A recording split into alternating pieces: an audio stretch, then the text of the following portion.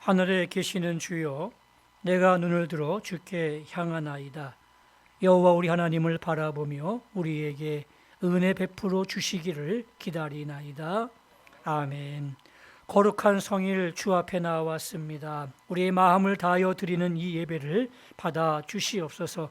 영으로 임재하셔서 우리 가운데 임재하시고 하늘의 평강과 하늘의 신령한 은혜를 나리워 주시옵소서. 예수님의 이름으로 간절히 기원하옵나이다. 아멘.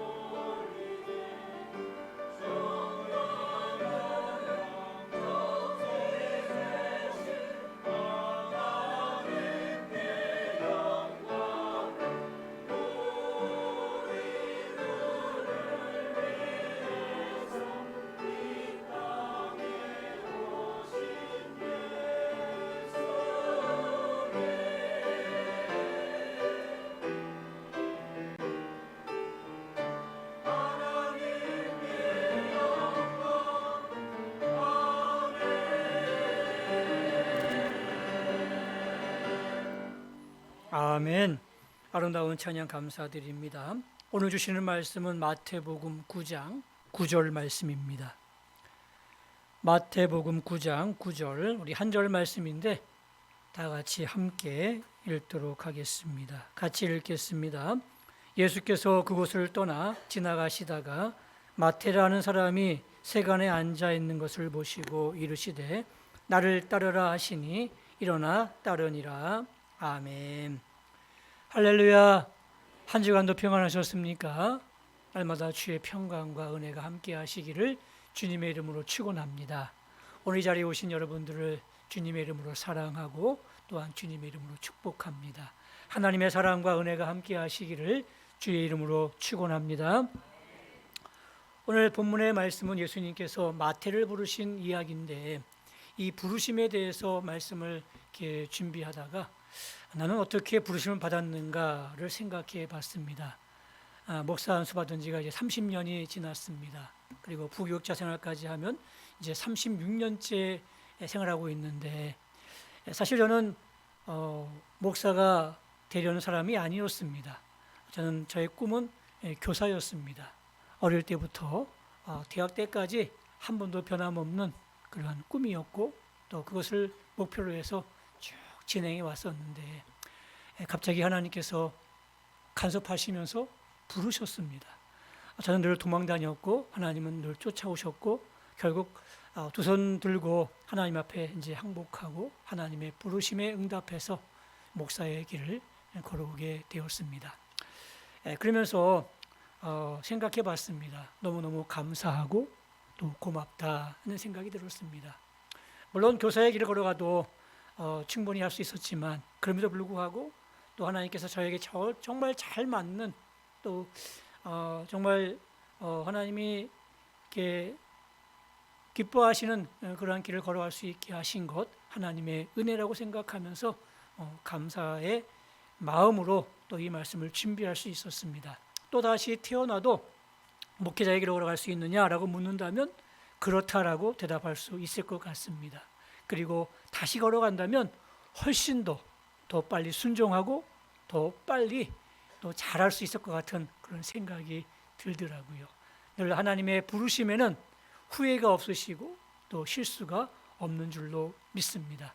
오늘 마태를 부르신 우리 주님께서 오늘 저를 부르셨던 것처럼 또한 여러분들을 부르실 겁니다. 물론 목회의 자리로 부르시는 건 아니겠습니다. 여러분들을 신앙의 입문의 자리로 부르십니다. 또 주님을 믿으라고 하나님의 자녀로 부르십니다. 또 부르실 뿐만 아니라 이제 일을 더 열심히 하라고 봉사의 자리로 부르실 때가 있을 것입니다. 또 그 자리를 뛰어넘어서 헌신을 요구하시는 헌신의 자리로 부르실 때가 있을 것입니다. 그런 부르심에 여러분들이 아멘으로 순종하시고 또 그래서 하나님이 준비하신 놀라운 축복된 삶을 살아가시는 여러분 되시기를 주님의 이름으로 축원합니다. 오늘 마태를 어떻게 부르셨습니까? 9절 말씀을 보시면 예수께서 그곳을 떠나 지나가시다가 마태라 하는 사람이 세간에 앉아 있는 것을 보시고 이르시되 나를 따르라 하시니 일어나 따르니라 라고 되어 있습니다. 예수님께서 마태를 제자로 부르셨다는 겁니다. 근데 이 마태를 부르시는 과정을 보게 되면 누가 청을 넣지 않았습니다. 예수님 저기 가면 마태라는 사람이 있는데 굉장히 훌륭한 사람입니다. 똑똑한 사람입니다. 예수님의 제자로 삼아 보십시오 라고 추천하지 않으셨습니다. 또 마태가 자청하지도 않았습니다. 예수님 제가 한번 예수님의 제자가 되어보겠습니다 라고 자원하지도 않았습니다. 오로지 예수님의 판단과 예수님의 결정이었습니다. 그런데 이 마태를 예수님의 제자 삼은 것은요, 이거는 굉장히 파격적인 것이고 충격적인 것입니다. 왜냐하면 지금 이 마태가 어떤 사람이냐면 오늘 본문에 보니까 세간에 앉아 있는 것을 보시고 그랬습니다. 이 마태의 직업이 뭐예요? 세리 공무원이었습니다. 지금이야 세리 공무원 굉장히 훌륭하고 좋은 직업이겠지만 이 당시에는요, 이 이스라엘 백성들이 로마의 식민지 아래 있었습니다. 그래서 로마가 관리하는 차원에서 이 유대 사람 한 사람을 세운 다음에 그 사람에게 도급제를 주었습니다. 이 도급제는 뭐냐면 일정한 금액을 로마 정부에 바치고 나머지는 자기 마음대로 받아도 되는 그런 상황이었습니다. 예를 들면 동산동에 있는 사람들한테 세금을 100만 원 걷어라 이렇게 시켰습니다. 그러면 세리는 얼마를 걷어요? 자기 마음대로. 100만 원 걷는 게 아닙니다. 한 200만 원 걷어서 100만 원은 로마 정부에 받다 바치고 100만 원은 자기 호주머니로 채워놓으면 되는 겁니다. 더 많이 받아도 상관없습니다. 그러니까 착복이죠. 그러니까 유대 민족이 볼 때에는 이거는 착복이고 또 로마 정부에 빌붙는 하수인에 불과하고 그래서 매국노라 불렀고 또 사회적으로 볼 때에도 굉장히 안 좋게 보고 있는 그러한 사람이 바로 세리였습니다. 이 세리 직업을 지금 마태가 하고 있는 거예요. 자, 그런 사람이 예수님의 제자가 된다? 이상한 건 아니겠습니까? 누가 봐도 이거는 아니에요. 될 수가 없는 거예요. 그럼에도 불구하고 예수님께서 마태를 제자로 부르셨습니다. 왜 그러셨을까요? 이유인즉 간단합니다. 이런 마태도 내 제자가 될 수 있다는 것을 보여주는 거예요. 사람들은 과거를 중요하게 생각합니다. 그리고 자신의 판단을 중요하게 생각합니다. 이런 사람은 안 돼. 이런 사람은 절대 할 수가 없어. 이런 사람은 예수님의 일꾼이 될 수가 없어. 라고 자기 스스로 판단하기도 하고 또 남을 정죄하기도 하고 남을 판단하기도 합니다. 그러나 예수님은 말씀하십니다. 아니다. 이런 세리 마태도 내 제자가 될 수 있다. 내가 그를 불렀은즉 그가 내 제자가 될 수 있다고 그렇게 우리에게 말씀하고 계시는 거예요. 예수님의 제자가 된다는 것은요, 그 어떤 제약도 있을 수가 없습니다. 하나님이 부르시면 되는 거예요. 사람이 안 된다, 못 된다, 또 뭐가 부족하다, 아니에요. 얼마든지 예수님이 부르시고 또 부르신 다음에 그것을 만들어 가시는 분이 하나님이십니다. 우리가 예수 믿는 게 사실 쉬운 일은 아닙니다. 정말 하나님의 부르심이 있어야 되고 또 예수를 받아들인다는 게 그게 쉬운 일이 아니에요. 내 안에 성령님이 계셔서 은혜 주셔가지고 그 복음이 내 안에 받아들여질 때 내가 주님을 고백하고 교회 나오는 것 아니겠습니까? 정말 어려운 일입니다. 그러나 부름에 불구하고 주님이 부르신다면 나는 안 돼. 나는 그럴 능력이 없어. 자격이 안 돼. 이렇게 생각하기보다는 주님이 부르시는 그 부름의 자리에 우리가 아멘으로 순종하며 나갈 수 있기를 바랍니다. 많은 분들이 그 과거를 굉장히 중요하게 생각하고 또 과거 때문에 묻혀 있는 경우들이 많습니다. 1950년대에 아주 유행했던 유행가가 하나 있는데 그 제목이 뭐냐면 과거를 묻지 마세요라는 그런 노래입니다. 나혜심 씨가 불렀던 노래인데요. 아마 어르신들은 많이 알 겁니다. 가사가 이렇습니다. 장벽은 무너지고 강물은 풀려 어둡고 괴로웠던 세월도 흘러 끝없이 대지 위에 꽃이 피었네. 이 꿈에도 잊지 못할 그립던 내 사랑아 한 많고 서른 많은 과거를 묻지 마세요. 과거를 묻지 말래요. 이 과거가 어떤 과거일까요? 6.25 전쟁 때문에 얻은 상처와 아픔들이었어요. 이제 전쟁이 난 다음에 북에 있는 분들이 어떻게 하다 보니까 이 남쪽으로 피난 오게 되었습니다. 방공포로도 있었고요. 또 공산 치하에 있었던 시절이 있었기 때문에 이렇게 공산당과 또 함께 내통했던 그런 사람도 있었습니다. 그리고 혼자 이렇게 넘어오다 보니까 삶의 기반이 없는 거예요. 그래서 열심히 살았어요.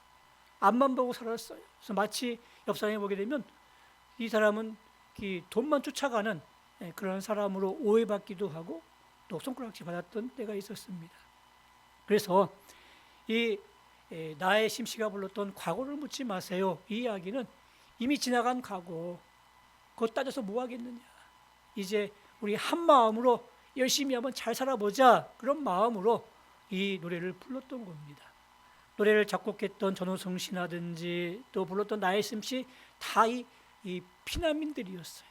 북에서 내려왔던 사람들이었기 때문에 정말 간절한 마음으로 이 노래를 불러서 많은 사람들한테 마음에서 마음으로 받았던 그런 노래인 것 같습니다. 과거를 묻지 마세요. 여러분들이 우리가 안 돼, 못해, 이 사람은 안 돼라고 얘기하는 그 사람조차도 우리 하나님이 부르시면, 예수님이 부르시면 됩니다. 될 수 있습니다. 얼마든지 하나님의 자녀가 될 수 있고요. 또 하나님의 자녀가 된 다음에 하나님이 주시는 은혜 안에서 더 아름답고 풍성한 새로운 삶을 살아갈 수가 있는 것이죠. 여러분들을 부르십니다. 그럼 어떻게 하시면 돼요? 순종하시면서 나가시면 됩니다. 목회자로 꼭 부르시는 건 아닙니다. 여러분들 하나님의 자녀의 자리로 부르시기도 하시고요. 또 이제 좀 더 교회를 위해서 또 주님 나라를 위해서 봉사라는 의미에서 봉사의 자리로 부르실 수가 있어요. 그래서 어떤 분에게는 집사 직분도 주고 또 권사 직분도 주고 그런 경우도 있지 않습니까? 또 어떤 분에게는 성가대원으로 세우시기도 하시고 또 어떤 분에게는 교사로 세우시기도 하시고 또 어떤 분에게는 또 이렇게 구역장, 인도자의 자격으로 세워주시기도 하십니다. 이게 바로 봉사의 자리고 헌신의 자리로 우리를 부르시는 하나님의 부르심이에요. 그 부르심이 있으면 어떻게 해야 돼요? 순종하시면 됩니다. 내가 못해요, 안 돼요, 자격이 없어요가 아니에요. 마태처럼 즉시 일어나서 따르시면 되는 거예요. 그 일에 순종하시면 되는 거예요. 그 다음에 하나님께서 어떻게 하셔요? 책임지시고 만들어 가시는 거예요. 이 마태가 이제 예수님의 부르심에 응답했습니다. 도망가지 않았습니다. 응답했습니다. 주저하지 않았습니다. 응답했습니다. 하나님, 예수님께서 마태를 정말 멋있게 만들어 가셨어요. 여기 한번 주목할 것이 있는데, 마태복음과 마가복음과 누가복음에 이 마태를 부르신 이야기가 세 곳에 동일하게 기록되어 있습니다. 그걸 공감복음이라고 하는데, 공감복음에 동일하게 이 마태를 부르신 이야기가 기록되어 있는데, 자세히 보시면 마가복음에 보게 되면 레이라고 표현되어 있습니다. 레이를 부르시고 라고 되어 있습니다. 그리고 누가복음을 보게 되면 누가복음도 레이를 만나시고 이렇게 되어 있어요. 근데 마태복음은 마태라고 기록되어 있습니다. 마태복음은 누가 지은 거예요?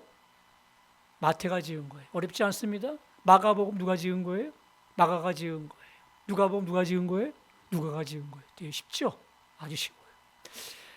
마가는 이 부분을 레이로 표현하고 있고, 누가도 레이로 표현하고 있는데, 마태복음은 마태 자신이 썼어요. 근데 마태 자신이 누구보다도 자기를 잘할 거 아니겠습니까? 근데 레이라고 얘기하지 않아요. 마태라고 기록하고 있어요. 지금 이 시기는 마태가 아니에요. 레이로 있는 거예요. 그렇죠? 레이로 앉아 있는 거예요. 레이로 세관 공무원으로 앉아 있는 그 자신을 마태라고 표현하고 있는 거예요. 왜 그랬을까요? 마태 입장에서 한번 생각해 보십시오. 마태는요, 레위 지파의 후손입니다. 레위 지파가 어떤 지파예요? 하나님의 성전에서 제사장의 역할을 감당하거나, 아니면 찬양대를 하거나, 아니면 그 성막을 관리하는 그런 지파의 후손입니다. 정말 하나님과 가까이 있었던 그런 뼈대에 있는 후손들이었는데, 이 레위가 지금 하고 있는 일이 뭐예요? 로마 정부에 빌붙어서 아부하고 있어요. 할 수 있는 노릇하고 있는 거예요. 매국노라는 그런 그 불명예를 안고, 또 유대 사회에서 굉장히 그 하찮게 여기하는 그런 치부를 받고 있는 그런 자리에 지금 이 마태가 앉아 있는 거예요. 아마 가문으로부터 아마 너 호적파 나가, 아마 그랬을 거예요. 아마 아버지로부터도 굉장히 따가운 눈총을 받았을 것이고, 또 주변에 있는 많은 사람들로부터도 따가운 눈총을 받으면서 살고 있었을 거예요. 내가 왜 이렇게 살고 있지? 그런 생각도 들고. 그런데 바꿔보려고 하는데 바뀌어지지가 않는 거예요. 뭔가 용기가 없는 거예요. 용기가 있어야 확 그것을 그만두고 나가야 되는데, 이렇게 좋은 자리를 포기할 수 있는 그런 용기도 없고, 또 그렇다고 이렇게 좋은 자리, 평화로운 자리를 또 그만둘 수도 없고, 여러 가지 자기 합리화와 또 어쩔 수 없이라는 그런 생각 때문에 지금까지 비굴하게 살아왔어요. 근데 어느 날 예수님께서 마태를 찾아오신 거예요. 그리고 손을 내미신 거예요. 마태가 즉각 잡았어요. 그리고 예수님의 제자가 됐어요. 이제 예수님의 제자가 되면서 마태가 많은 그런 과정을 통해서 변했겠죠. 이제 마태는요, 자기가 레이였던 사실을 인정하고 싶지 않은 거예요. 그게 싫어요. 그래서 레이였던 그 시절을 표현함에도 불구하고 레이라고 표현하지 않고 마태라고 표현하고 있는 거예요. 예수를 만났던 자신의 모습을 그대로 유지하고 싶었던 거죠. 그대로 가고 싶었던 거였어요. 그런 마음에서 자신은 이 오늘 사건을 레이라고 표현하지 않고 마태라고 표현하고 있었던 것이었습니다. 우리말에 사람은 고쳐 쓰는 것이 아니다는 그런 말이 있더라고요. 여러분들 공감하십니까? 사람은 고쳐 쓰는 게 아니래요. 저도 이렇게 부교육자들과 생활하면서 그런 경우도 많이 있으면서 그래 맞아 이 말이 맞는구나 고쳐 쓰는 게 아니구나 그 사람 있는 그대로 쓸 수밖에 없다는 것 인정하면서도 이 말씀은 아마 그런 이야기일 겁니다. 사람은 문제가 있는 사람은 바뀌지 않기 때문에 계몽하고 교화하는 것이 아니다. 그런 뜻으로 쓰여지는 말이겠지요. 실제로 교도소에 보게 되면 이제 특사로 나온 사람들이 있습니다. 좀 있으면 이제 성탄절 특사로 해가지고 나오기도 하고 또 광복절 특사도 나오기도 하고 3.1절 특사로 나오기도 합니다. 자기 형기를 다 치우지 않고 나오는 사람들이 있는데 이 교도관들에 의하면 거의 한 달 정도 되면 들어와 있대요. 또 길게는 6개월 정도 되면 들어와 있대요. 그러면서 사람은 고쳐 쓰는 게 아니다. 참 교화되는 게 어려워요. 그죠? 그런 말들을 통해서 어렵지만 정말 그렇다고 사람을 고쳐 쓰는 것은 아닐까요? 아닙니다. 오늘 고린도후서 15장 17절 말씀에 보게 되면 누구든지 그리스도 안에 있으면 뭐예요? 새로운 피조물이라. 이전 것은 지나갔으니 보라 새 것이 되었도다. 아멘. 그렇습니다. 무슨 뜻입니까? 사람은 고쳐 쓸 수 있다라는 뜻이에요. 조건이 있어요. 어디 안에 있으면? 그리스도 안에 있으면. 단서 조항이에요. 사람은 못 고쳐요. 근데 주님은 고칠 수가 있어요. 하나님은 고칠 수가 있어요. 하나님은 고쳐 사용하시더라고요. 정말 사람이 포기하고 이 사람은 안 돼라고 그렇게 내버렸던 방치되었던 그 사람조차도 하나님이 만져주시고 하나님이 함께 하시고 그리스도 안에 있으면 그 사람이 새롭게 되더라고요. 그런 사람들이 많이 있어요. 예전에 저희 집 화장실 비데가 망가졌습니다. 이렇게 보니까 뭐 이렇게 괜찮은 것 같아요. 그래서 제가 한번 뜯어 이렇게 봤어요. 뜯어보면 고칠 수 있을 것 같았습니다. 뜯어보니까 되게 복잡하더라고요. 뭐가 뭔지 모르겠어요. 다시 합쳐놓고선 AS 기사를 불렀어요. 그랬더니 기사가 오더니 아주 쉽게 고치더라고요. 그래서 야 역시 전문가는 전문가구나. 보니까 아무나 고치는 게 아니에요. 전문가가 고치는 거예요. 사람도 마찬가지입니다. 누가 고쳐요? 하나님이 고치는 거예요. 왜요? 그분이 만드셨기 때문에. 그분이 만드셨기 때문에 어디가 고장났는지 금방 아시고요. 어디를 고쳐야 그 사람이 작동되는지도 금방 아는 거예요. 그래서 하나님 앞에 우리가 쓰임받고 또 하나님 앞에 우리가 드림바 되면 하나님이 새롭게 해주시는 거예요. 하나님이 고쳐주시는 거예요. 그리스도 안에 있으면 우리가 고침받을 수 있습니다. 그리고 새롭게 변할 수 있습니다. 하나님은 얼마든지 가능하신 분이에요. 여러분들이 새로운 삶을 꿈꾸십니까? 또 보다 좀 지금보다 더 의미 있는 보람 있는 삶을 원하십니까? 어디에 머무셔야 돼요? 그리스도 안에 머무시기 바랍니다. 주님이 부르실 때 그럴 때 아멘으로 순종하시고 주님의 손을 꼭 붙잡을 수 있기 바랍니다. 주님의 부르심, 주님의 콜링에 여러분들이 응답하시고 주님의 손을 꼭 붙잡으신다면 여러분 주님은 얼마든지 여러분의 삶을 아름답게 만들어 가실 줄로 믿습니다. 마지막으로 우리가 보아야 될 것이 있습니다. 뭡니까? 마태 결단입니다. 결단. 한국 축구의 맹점이 뭔 줄 아시죠? 네, 골문까지는 잘 갑니다. 근데 골문에서 골을 못 넣는 거예요. 이게 골 결정력이에요. 외국 선수를 보게 되면요, 찬스가 딱 한 번 오게 되면 그 찬스를 잘 살려가지고요 골을 넣더라고요. 유효 슈팅이 그렇게 많지 않아도요 골이 굉장히 많이 납니다. 우리는 막 20번씩 막 뻥뻥 찼는데 한 골도 안 들어가는 경우도 많잖아요. 우리는 골 결정력이 없다라고 되어 있는데 우리 신앙인도 마찬가지인 것 같아요. 뭔가 변화되고 싶고 뭔가 하고 싶은데 안 돼요. 왜 안 되는 줄 아십니까? 결단이 없는 거예요. 결단에는 용기가 필요하거든요. 순종이 필요하거든요. 그래 해야지 하면서 해야 되는데 말로는 듣고 그래 해볼까? 그런 마음이 있다가도 못하는 경우들이 너무나 많습니다. 오늘 마태를 보시면 이렇게 되어 있습니다. 나를 따르라 하시니 일어나 따르니라 그랬습니다. 손을 내밀었어요. 마태가 어떻게 하겠어요? 예수님이 훅 들어왔으니까 잠깐만 계시라고, 내가 좀 며칠 생각해 보겠다고, 나중에 연락드리겠다고 그렇게 얘기되는 건 정상 아니겠어요? 근데 즉시 일어나 따르니라 라고 되어 있습니다. 즉각성을 얘기하고 있는 거예요. 머뭇거리지 않았습니다. 고민하지 않았습니다. 즉시 결단했습니다. 우리 성경에 보게 되면 그 성경 인물들의 공통점이 있어요. 즉각성이 있다는 이야기입니다. 하나님이 아브라함을 불렀습니다. 너의 고향 친척과 아비 집을 떠나 내가 내게 보여줄 땅으로 가라, 이렇게 말씀하시니까 아브라함이 어떻게 했어요? 즉각 따라갔어요. 여러분, 쉬운 일 아니에요. 75년 동안 살았던 고향인데 그 고향을 떠나라고 하루아침에 떠나요? 힘들죠. 근데 아브라함은 떠났어요. 또 베드로에게 이렇게 얘기했습니다. 나를 따라오너라, 내가 너를 사람을 낚는 어부가 되게 하리라 그랬습니다. 근데 베드로가 배를 버려두고 그물을 버려두고, 베드로는 또 결혼한 사람이었어요. 가장이었어요. 근데 가장의 역할을 내려놔야 되는 거예요.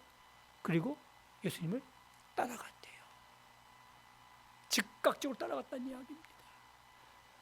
바로 이 결단에는요, 즉각 바로 해야 된다는 이야기입니다. 순종은 참 이상한 속성이 있어요. 순종할 때는요, 미루면요 안 돼요. 왠 줄 아십니까? 변해요. 조금만 생각해 볼게요 그러면요 핑곗거리가 생각이 납니다. 그리고 자기를 합리화시킵니다. 그러다 보면 이 순종을 잘 못해요. 변해버립니다. 처음 마음 먹었던 그대로 순종하기가 굉장히 힘들어져요. 제가 복숭아를 굉장히 좋아하는데 이 복숭아 이렇게 껍질을 잘 까서 먹잖아요. 그럼 참 맛있습니다. 근데 제가 하나에 다 못 먹어요. 왜 못 먹냐면 우리 사람이 반대를 하거든요. 관리가 들어가기 때문에 다 먹지 못합니다. 많이 먹으면 반 정도밖에 못 먹어요. 그럼 나머지 반은 내일 먹어야 되는데 내일 먹으려고 보면 어떻게 돼요? 색이 이렇게 샥 변해 있더라고요. 그걸 가열변이라고 합니다. 변해 있는 거예요. 순종도 마찬가지입니다. 우리가 순종하려고 마음 먹었는데 즉각적으로 해야 되는데 나중에 해야지라고 생각하게 되면 나중에 보게 되면 순종의 순도가 많이 희석화되어 있더라고요. 순종은 어떻게 하는 거라고요? 즉시 하는 거예요. 결단은 즉시 하는 겁니다. 그때 효과가 있는 거예요. 여러분에게 오늘 주께서 부르실 때에 마음에 순종할 마음이 있다면 어떻게 하셔야 돼요? 즉시 하십시오.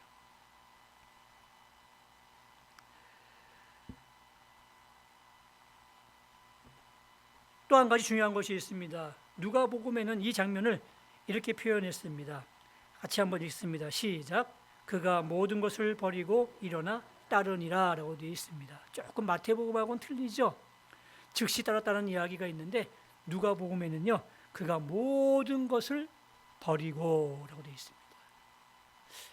이 순종에는요 이 버림이 있어야 돼요. 희생의 요구가 분명히 따라옵니다. 근데 그게 힘들거든요. 우리가 순종하지 못하는 이유가 뭔 줄 아세요? 버리지 못하는 거예요. 떠나지 못하는 거예요. 내려놓지 못하는 거예요. 아깝기도 하고요. 이거 내려놓으면 망할 것 같기도 하고요. 두렵기도 하는 거예요. 그래서 못하는 거예요. 근데 오늘 마태는요. 모든 것을 버리고 즉시 따랐다라고 되어 있습니다. 모든 것을 버렸어요. 내려놓았다는 이야기입니다. 포기할 줄 알았다는 이야기입니다. 아브라함도 부르심 받은 다음에 그는 포기했습니다. 내려놓았습니다. 그래서 미지의 땅을 향해서 나갈 수 있었던 것이었습니다. 베드로 역시 마찬가지였습니다. 배를 버리고 그물도 버리고 가정도 떠나야 했던 그 모든 것들을 감당할 수 있었던 것이었습니다. 자, 그러면 아브라함이 망했습니까? 아니에요. 망하지 않았어요. 그는 이스라엘 백성의 믿음의 조상이 되었습니다. 그리고 지금도 이스라엘 민족이 정말 좋아하는 조상 중에 한 명이 아브라함이에요. 그런 자리에 오르게 하나님이 만들어 놓으셨어요. 또 베드로 망했습니까? 아니었어요. 초대교회 교회의 리더로서 정말 일을 잘 감당하면서 하나님 나라의 큰 일꾼이 되지 않았겠습니까? 하나님이 축복해 주셨어요. 내려놓았더니 포기했더니 결국 하나님이 더 좋은 것으로, 더 풍성한 것으로 채워 주시더란 이야기입니다. 우리는 그렇지 못해요. 그래서 아깝고 두렵고 그래서 포기하지 못할 때가 얼마나 많이 있습니까? 사랑하는 성도 여러분, 이제 말씀의 결론을 맺겠습니다. 오늘 마태를 예수님의 제자로 부르셨습니다. 마태는 부르심에 즉각적으로 순종했습니다. 그리고 모든 것을 내려놨습니다. 포기할 줄 알았습니다. 그런 마태를 우리 예수님께서는요, 정말 멋지게 만들어 가셨습니다. 물론 지금 시간상 마태가 어떻게 변했는지 그 얘기는 드릴 수 없지만 마태도 정말 예수님의 12제자 가운데 한 사람으로서 멋지게 하나님 나라를 위해서 애쓰고 수고하고 정말 천국에서 큰 자가 아니었겠습니까? 오늘도 주께서 우리를 부르십니다. 이 부르심에 순종할 수 있길 바랍니다. 목회자로 부르실 수도 있겠지만 또 우리를 하나님께서 봉사의 자리로 부르십니다. 집사의 자리로, 또 권사의 자리로, 구역장의 자리로, 인도자의 자리로, 교사의 자리로, 성가대의 자리로 부르십니다. 부르실 때 우리가 아멘으로 응답할 수 있길 바랍니다. 그저 그 자리에 머물러 있지 마십시오. 뭔가의 변화를 위한다면, 추구한다면 주님의 손을 꼭 붙잡고 주님을 신뢰하는 마음으로 좀 그 자리에서 일어나십시오. 그리고 뭔가를 다시 한번 계획하시고 시작하십시오. 그때 하나님께서 여러분의 삶을 멋지게 인도하실 것이고 먼 훗날 그 자리에 갔을 때 감사하다. 그때 우리 주님의 부르심에 내가 순종했구나 라고 그렇게 생각할 날이 분명히 있을 것입니다. 하나님은 여러분들 위해서 정말 중요한 것들을 예비해 놓으시고 부르시고 계셔요. 근데 그것들을 미리 보여주시지 않습니다. 순종하는 자에게, 걸어오는 자에게 조금씩 보여주시고 나중에 많은 것들로 하나님께서 채워주시는 분이십니다. 이제 2025년도 마지막 이제 끝이고요. 다음 주일에 우리 구역을 발표하고 또 2025년도, 26년도 또 새로운 일꾼들을 저희가 세우면서 임명할 터인데 하나님의 부르심에 여러분들이 정말 즉각적으로 아멘으로 순종해서 여러분의 삶이 아름다워지시기를 주님의 이름으로 축원합니다. 기도하시겠습니다. 이제는 우리 주 예수 그리스도의 은혜와 하나님 아버지의 극진하신 사랑하심과 성령님의 감동 감화 위로 교통하심이 주님의 부르심에 아멘으로 응답하게 하시고 즉각적으로 결단하게 하시고 순종으로 나아가서 주께서 마태를 새롭게 하신 것처럼 우리의 삶이 새로워지길 원하고 보람 있고 의미 있는 삶을 살기로 다짐하는 주의 백성들 머리 위에 이제로부터 영원토록 함께 있을지어다. 아멘.